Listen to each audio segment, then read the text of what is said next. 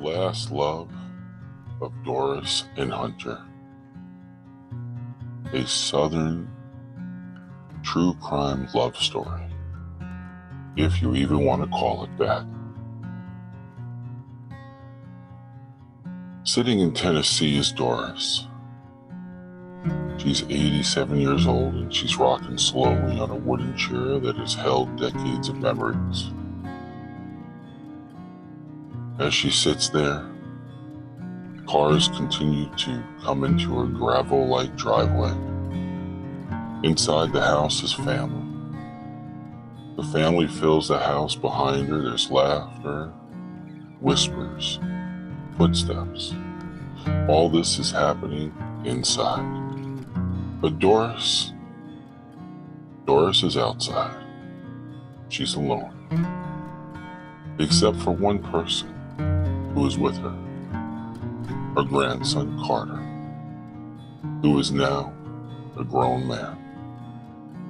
He sits beside her. He watches her rock back and forth, her hands folded on her lap, wearing a black dress. He says softly, "Grandma, you all right?" Doris doesn't look at him at first. Her eyes stay fixed on the horizon. Then in a somber, steady voice, she says, "Yes, Carter, I'm okay." He swallows hard, and he says, "I'm so sorry about Grandpa. We all loved him." She nods, and then says, "Yes, we did. Carter, he gave me the greatest life in the world. He made everything easier. I'm sure going to miss him, because I already do." She pauses, and then she turns to Carter. "And I know, Carter, if it wasn't for him, we might be having this conversation today. So I am grateful, because I love you. I love your father, Carter Sr., and your mother. I am grateful to this life and to God, and to the gifts He has given me, and will give to you." Carter listens, quietly, respectfully. Then Doris asks, "Do you know how I met your grandfather?" He shakes his head and then says, "No, Grandma, I don't." And that's where our story begins. Now, before we get into this amazing true story of Doris, Hunter, and Carter, would you please subscribe, like, share, and comment? It's going a great long way. You're really helping the growth. You're helping people as well as helping myself, and I do appreciate you as well as the other people who are subscribed to this channel. Keep us going, because it is appreciated, and we love you for it. We love you if you don't, because we're hoping that this at least helps you. But other than that, please subscribe, like, share, and comment, and enjoy the story. "Well, Carter, we went to school together," Doris said. "Junior high and on. He always treated me with respect." She smiles faintly. "There wasn't a single day he didn't bring me a flower. Sometimes more. He'd come over and cut our lawn. He'd do anything to win my heart. And he did. But then, as she thought about things, her expression changes. "Carter," she says, "there were obstacles." "Obstacles, Grandma?" "My father. You see, my father was a hard man, a proud man. a man who believed he knew what was best for everyone, even when he didn't. And for some reason, he didn't like Carter. He didn't like him at all. He would call him names, said he was a creep, said any boy who pursued a girl that kind of persistency maybe has no maybe about it, has bad intentions. Would always say that. Hunter was a year, maybe and a half older than me at that. Thinking about it, my mind slips me sometimes, but he was older than me. My father, because of this, saw him as a threat. He spread some rumors in town about him. Ugly rumors, untrue rumors, and they stuck. People started to believe them. Hunter, because of this, struggled to get work. Doors closed in his face. But you know what? He kept smiling. Even though he didn't earn much, every dollar he earned, he spent on me. A flower, a ribbon, small gift. One day he says to me, "I'm going to marry you." And I believed him because that's all I wanted, even though we were very young. But my father knew. He saw the way I would smile when I'd come home from school.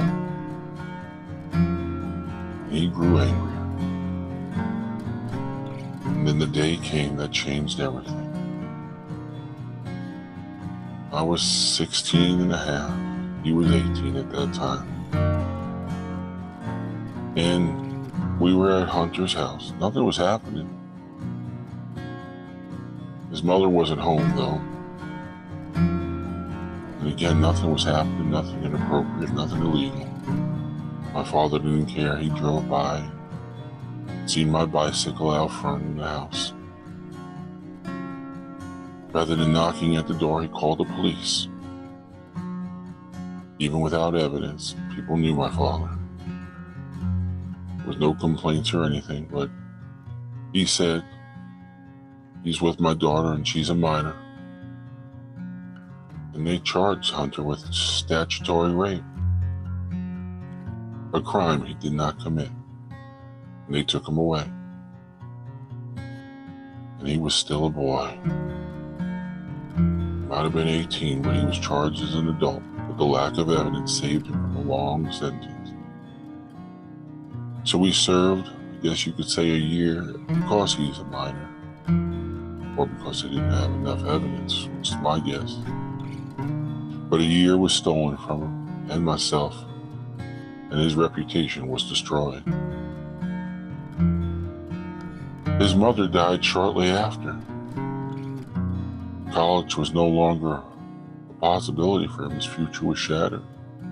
But he never blamed me, never blamed my father, never spoke a word of it.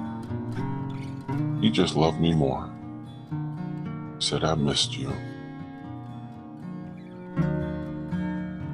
Now when I turned 18, my father's control ended. I went right to Hunter. We married almost immediately. I worked in town to put food on the table.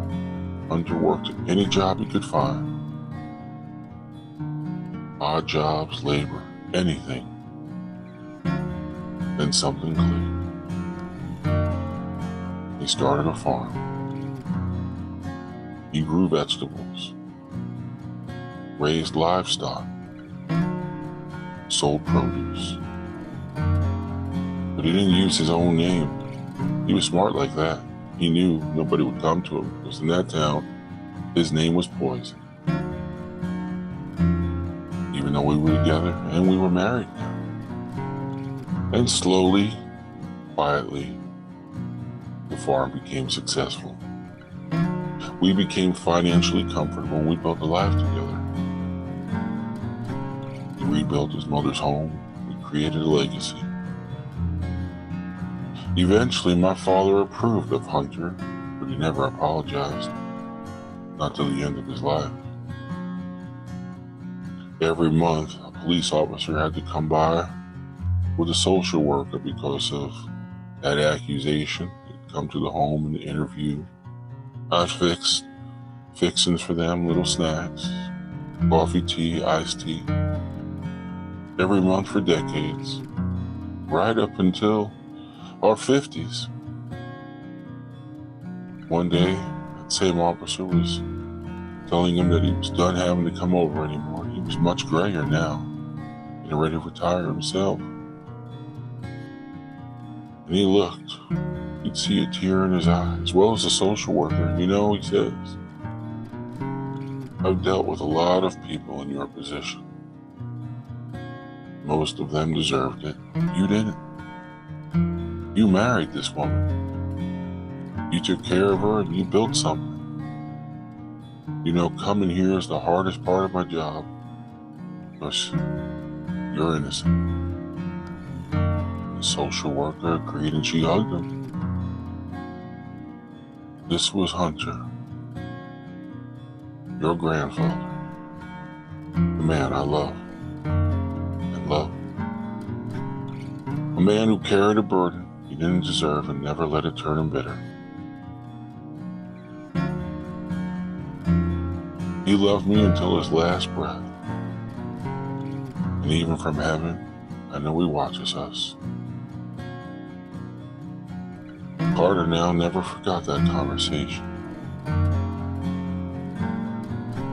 At the funeral, something happened. Because now Carter was grown. He told this story to his children. He said, what else happened? What happened, Dad? That same police officer who was tired, and that social worker, that day of the funeral, they came by with the biggest bouquet, as if to say, we're sorry. And now, it's been 2 years since then.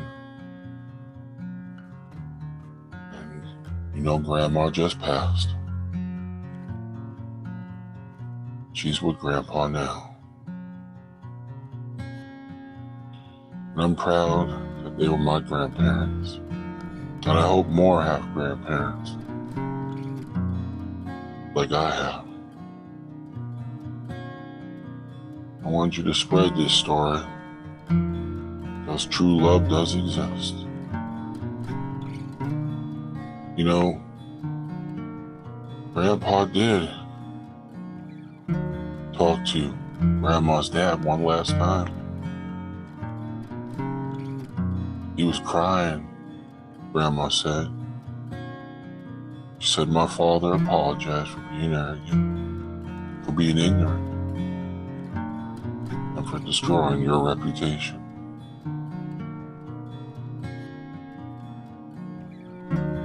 Hunter said, I had to go through that to be where we are today, and I wouldn't change a thing. There's nothing to forgive. After all, how could I be mad at the father of the woman I love? I loved her since the first day I saw her. They cried together. And today, Doris and Hunter, they walk together in heaven. Sometimes stories are about crime and injustice and redemption, but not this one. Doris and Hunter, they built a life and a legacy through kindness and forgiveness, even when it is family. And today the legacy will live on what true love and the true meaning of love is. This is the story of Doris, Hunter, and Carter.